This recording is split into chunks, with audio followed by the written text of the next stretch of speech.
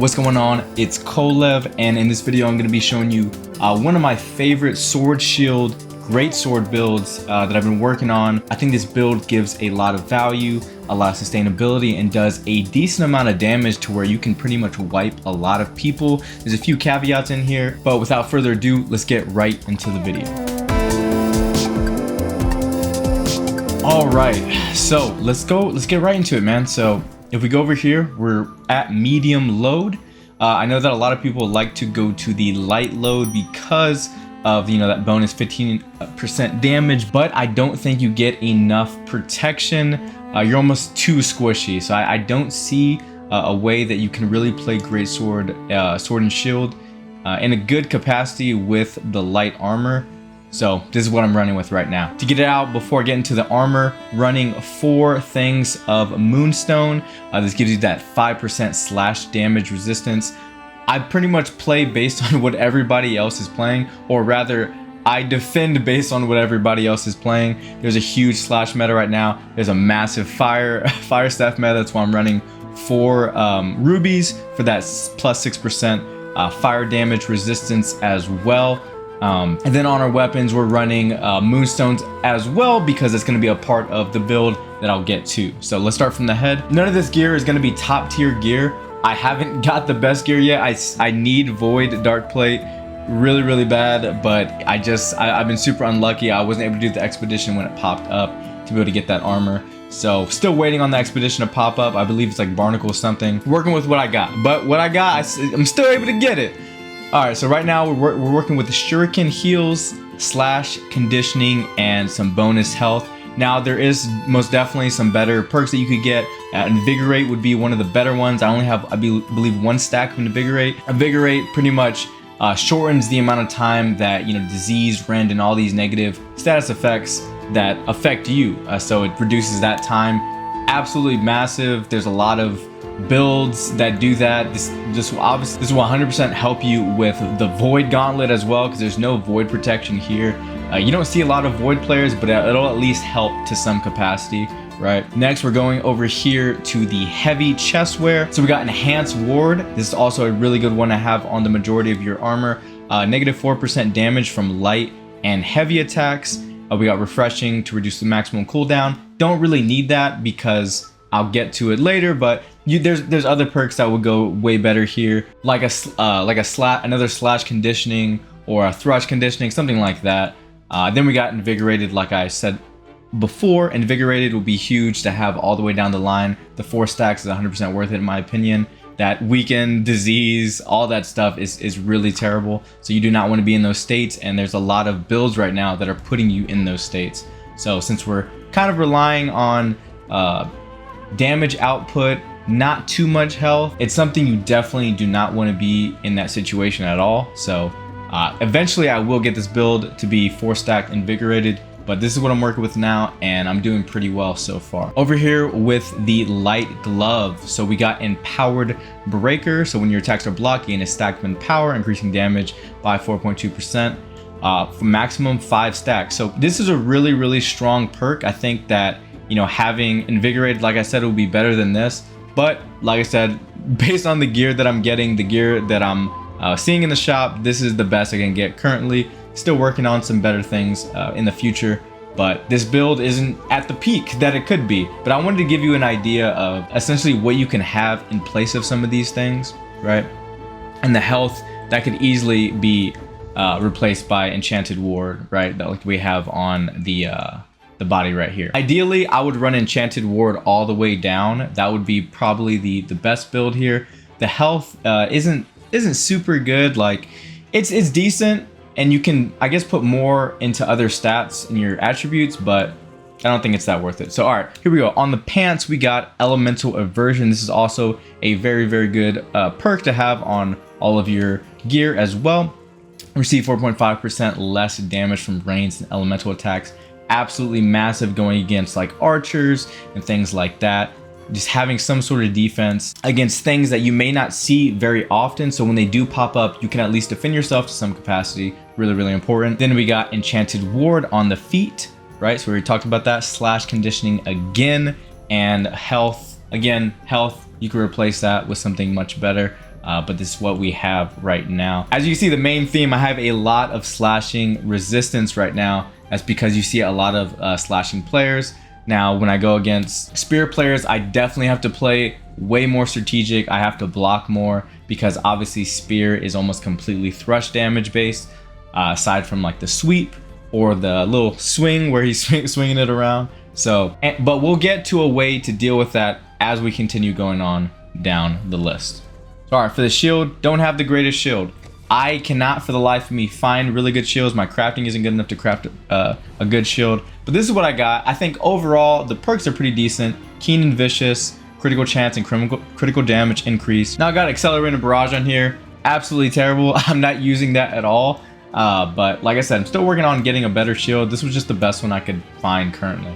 So Shield Aggression, really good perk, 4.8% base damage increase. Any damage increase is always a good thing, right? All right, so we're gonna go over to our amulet. So this is probably one of the best setups that you can get in the game for the amulet currently. So Alchemist Reprieve improves the healing of potions by 10%, essentially. Huge. Any, potion increases, you always need health, you pop health. Really important. Divine is one of the most important perks you can have on this entire build because of Blood Drinker, which we'll get to, but Blood Drinker has a ton of lifesteal and Divine increases that lifesteal from Blood Drinker. And then we got increased health by 6.8% of the base value. Pretty cool, pretty good. All right, so Blood Drinker. This is gonna be one of the absolute, you need this one to make this build work properly. You can try to do it without it, but a lot of people right now are running Blood Drinker. It's almost a necessity, really. It's the best, I think, it's the best accessory item in the entire game, and there's nothing really even close. So Blood Drinker 100% is a necessity, especially in PvP. Oh, and out in the open world, you can probably get away with just piecing up people, but if you just run against a PvP demon, he's probably going to be running Blood Drinker, and you're pretty much not going to stand a chance. But negative 25% damage, but plus 25% lifesteal. All healing from lifesteal is increased by 5%. So the negative 25% damage might, deter a lot of people, but we make that up in a lot of places, especially with the Moonstone right here. We make up almost all of that, and in our other abilities as well that we'll get to in a second. Also with this, you have leeching on top of it. Heal for 7.1% of the damage you deal. Absolutely massive. Earthy plus 10% max stamina, which is huge because now you get 3 dodges. And then we got slash damage, so 7.8% increase in slash damage. Now we have this not only for the increase in damage, but to also compensate for other people having slash damage resistance. So to get a little bit of that back, a lot of people are running slash damage resistance, a lot of people are running fire resistance. So we need some way, if we're gonna play a slash build, to at least get some value and get some damage out there. All right, finally, we got the earring, and this is probably one of the best setups, if not the best setup for an earring as well. We got Fortifying Toast on potion drink, gain 20% fortify for 8 seconds. So as you can see, my current physical is 499 and my elemental is 483. But if we drink a mana potion, which is why I have a mana potion, if you saw that down there, boom, we pop that bad boy. Now we're at 1792 and 1773. So absolutely huge. We have that for a decent amount of time, right? And then it will go away. But this is what I like to call an engager, right? So in 3v3 arenas or in anything, even if you're just out in free-for-all PvP, if you're getting ready to engage into a fight, you pop your mana potion, and then now you're going to be going crazy, right? And this is something that you can reproc really fast as well, right? So there's probably a somewhat of a 2-second window where you're not fortified, where you can't use that potion again. And this also applies with your regular potion. So you could pop the mana potion to engage, and then you're fighting, your health goes down a bit, you pop your health potion, and now you're refortified. Absolutely massive. It's one of the most important perks in this entire jewelry setup, so definitely get it with this. Healing Heart it's just a bonus on top, but I think it's one of the better ones out of the options that you have. You essentially heal for 10% of your max health when popping your heart rune, so pretty important. And then regenerating plus 52%. This is really important because it also aligns with Divine over here. And now that we're back on the amulet, let me go ahead and talk about the thing I was saying with the thrust damage. So instead of health, which I would replace health in this instance, but this was the best that I can find currently at the time of recording this video, there is a thrust damage resistance perk that you can get where you can resist 15% thrust damage, which is absolutely insane, right? So you're almost covering all your bases except for ice, except for void, and except for like impact. I forget what the damage is, but it's basically like from the hammer, things like that. So I would 100% replace health with that perk, and you would pretty much have the god tier setup. That's all I'm missing here, is replacing the health with the thrust resistance. But like I said, it's going pretty good so far. Now we're gonna go with the weapons. I don't have any of the, you know, the perfect Greatsword. I think it's called Serenity. I want that thing so bad, but I have not been able to pull it yet. So we're gonna keep on grinding for it. We'll eventually get it, but this is the best that I can use right now. So got the Greatsword. We got that Moonstone on it. Like we said earlier, Relentless Freedom. I think this is a really important perk because of the root meta currently. There's a lot of hatchet players, and hatchet inherently has a lot of rooting perks, right? When they throw the hatchet, they can root you. There's several different things that can root you. This will actually get you out of the root, which is really important, and increase your critical chance hit on top of that. Next, we have Treacherous Strikes, which is going to increase your heavy melee attacks by 23%, which is massive. We pretty much blow past the degradations from Ghoul's Harmony already with this. And then we go into Keenly Empowered, which you gain 10% empower for 5 seconds on a critical hit. And we'll get to the actual Greatsword in a second. Next, we have the Longsword. So here we just have another basic Longsword with some pretty decent abilities. So we have Keen, that's going to give us a 6.9% critical chance. We got Mortal Fortification, which is going to gain 30% fortify for 20 seconds on kill. So this could be pretty important whenever you're finishing people off in 3v3, because that's going to be a long time for a really strong buff in fortification. So whenever you are in 3v3s and you're about to kill somebody, remember to finish them off with the sword, with the sword and shield. If you're in the position to where you're gonna have to go to 1v2 or even 1v3, right? Make sure that you're finishing them off the sword. That way you get that fortification. I'll show you, in clips. I am gonna show some videos, some actual gameplay of this happening. That way you can see, how to actually play this build, how it actually kills, the amount of damage it does, the amount of resistance you have. And in those clips, you're gonna see me literally 1v3 the entire team. It was a pretty crazy match, but anyways. And on top of this one, we have Treacherous Strikes as well. That deals plus 23% damage. This is really good because the Sword and Shield also does thrust damage with the heavy. So on top of that, we were running Bio Bomb. So Bio Bomb is really important because it does 100% of the heart rune damage per second. So it's going to be a decent amount of damage overall, but it's also going to reduce their incoming healing by 30%. That's going to be the kicker. That's going to be the big one here against other people that are playing Blood Drinker, that are, healing themselves, or even just healers in general. If you're able to spray the entire 3 if they're in a group, this is huge. Again, don't rely on it because you don't get the heart rune very often. You might get it once, maybe twice in a whole 3v3 session, so keep that in mind.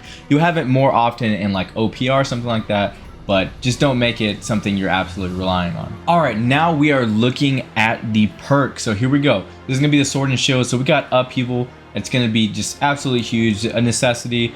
This Trinity right here is what I like to call it, is what I like to call the perfect Trinity, because all of these will end up doing crazy amounts of damage. The Leaping Strike is usually the opener into the Shield Rush, which you have to be careful because people can dodge out of the Leaping Strike after a little bit, so don't all the time go into a Leaping Strike to a Shield Rush. You would want to do a Leaping Strike, maybe delay it a little bit, and then hit them with the Shield Rush. Just play around with the timing, that way they can't really predict it too much. And then if you do hit them with the Shield Rush, it's going to be a guaranteed Upheaval, which that's plus 200% weapon damage. So it's going to be absolutely massive, obviously, right?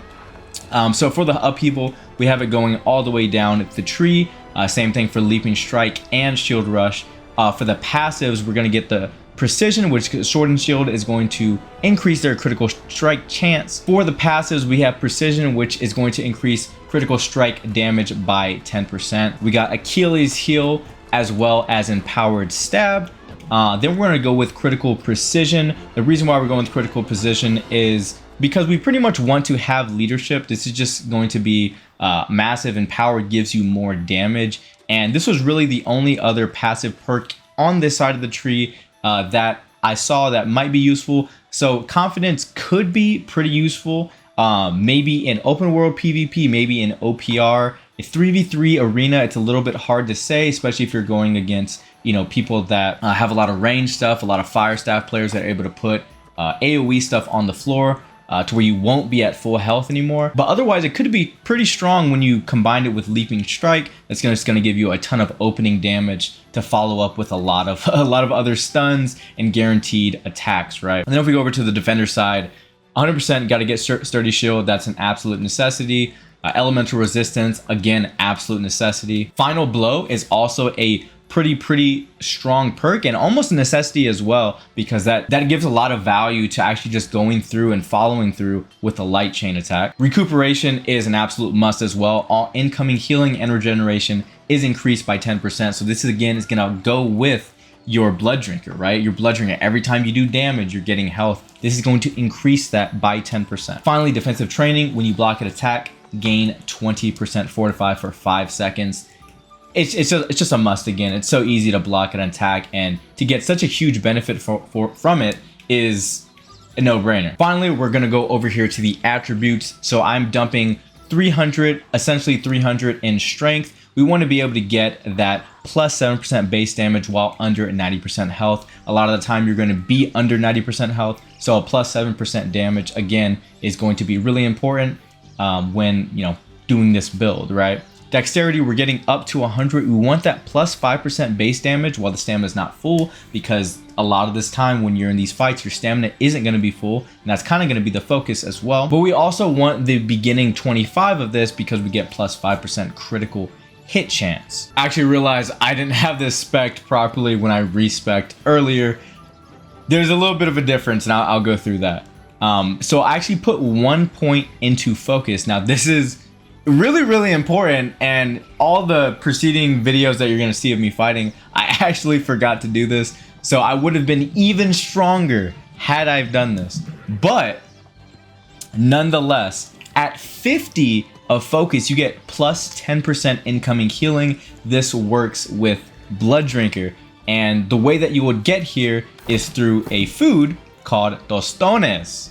Perfect name, I love it. But the tostones are going to give you plus 44 for 40 minutes, and this is an unlimited resource that you can use in arenas. It's going to make you absolutely deadly on the battlefield, so definitely throw 1 point in focus. The buff would be insane. It's insane. Then we go up to 150 in constitution. We want to get that negative 10% critical damage taken, and as well as increase the max health by 10% of the base. So we want to definitely get at least up to 150. This is what an ideal build I think would look like. Now obviously if you have better gear, you have higher gear score items, then you could add some more here and there to other things, but this is my ideal setup right now for this build. Now I don't want to leave y'all high and dry with no gameplay, so let's go ahead and get into some pretty solid games that I had with this exact build, minus that 1 point into focus. So that is definitely an oversight on my part. I was messing around with some things before this video, but let's get right into it. All right, so here we scoped out a little bit. We saw that they had some range players, so I'm just chilling right here. I don't want to hold that too long because I don't want to go into defiant stance, but I am just blocking through. I'm switching up, trying to get an idea of where everybody is here. So as soon as I see my teammate hop on one, I go ahead and hop on him as well, try to take him out, and eventually we get him as well as the other guy. So now it's just one guy left, and we're just chilling here. It's pretty much wraps at this point. I hit him with a relenting rush, and then our teammate goes ahead and just absolutely destroys him. So pretty solid so far in this game. We got an idea of who we're playing against now. We got an idea of how they're playing. They're very grouped up. So at this point, I'm thinking to myself, wherever my teammate goes, I'm just gonna follow right behind him and just give him, you know, a ton of damage support. So right here, again, I'm watching my enemies. And again, before I engage in all of these, I pop my mana potion, I pop my oak flesh, and I pop my regen. That way I'm going in with the most. Accidentally did the wrong move there. I meant to do a relenting rush, but I'm still on the same guy. Kind of getting torn up here, so I back out, heal up a little bit, and let my teammate kind of take place. Then this guy pulls up on me, teammate pulls up right on him as well. Amazing work by our teammate. We go ahead and finish this guy off, and we're looking at the other two. That shield bash for some reason did not connect, but it's all good. Hit him right here with the little combo, take him out, and then we go and chase the last guy. Pretty much, he knows it's gonna be wraps. He's been through this before, trying to hit us with a musket, and hit him with that, missed the upheaval, hit him with the relenting rush, and finish him with a simple slash. Again, once our abilities are gone, we get plus 20% damage, and that damage really hits. It works with your light, it works with your heavy. It's really important. The Moonstone is a pretty underrated stone, I think, and they're really cheap right now. At least in my server, they're around like 50 to 57 coins. So looking at this guy, he pushes out really fast. I somehow insta kills that guy, so I had no idea what's happening. Kind of getting stunned here. He kills him, so then I'm like, I really don't know what's happening. So then I take him out, get stunned by this guy, hit him with the shield bash, upheaval. Again, that's guaranteed. Go ahead and wipe him out. Again, we got that extra damage on the finish of that light. So I switch over to my heavy here, block a couple of these shots, inch closer, hit him with the upheaval. It doesn't quite connect. Relentless rush. Now we're on plus 20% damage mode. So we're pretty much just weighing him down, not really caring about this guy. So now he's hitting us with the rapier. The rapier is really strong because it does thrust damage. Again, we have no thrust damage here. So if we did have that plus 15, we'll be taking literally nothing. But we do have some musket resistance, so thankfully he keeps doing that. Hit him with the poison because why not? And then I just finish him off with the slash. So pretty crazy scenario, right? But we're able to get it. We have enough sustain to where we're strong enough to continue and keep on going. All right, on this one we're going against a bow player as well as a healer, so it's a pretty difficult lineup. Go straight for this guy. I think he's running tank. Hit him with the relenting rush. Everybody's here together, which was a huge mistake by them. I get stunned here, but it's okay. Hit him back. Just trying to break through his barrier. Not really doing much. Then I'm like, you know what? I need to take you out. Hit him with the rend there, and eventually finish him off. Now I'm just here. Get away from that defiant stance. So now it's a 2v1. A pretty bad scenario for me. I tried to get away, but ultimately it was not enough. So now we're over here, we're recalculating, we're trying to figure out what it is that we need to do. I definitely messed up a lot. I messed up a lot of my moves. Not over yet.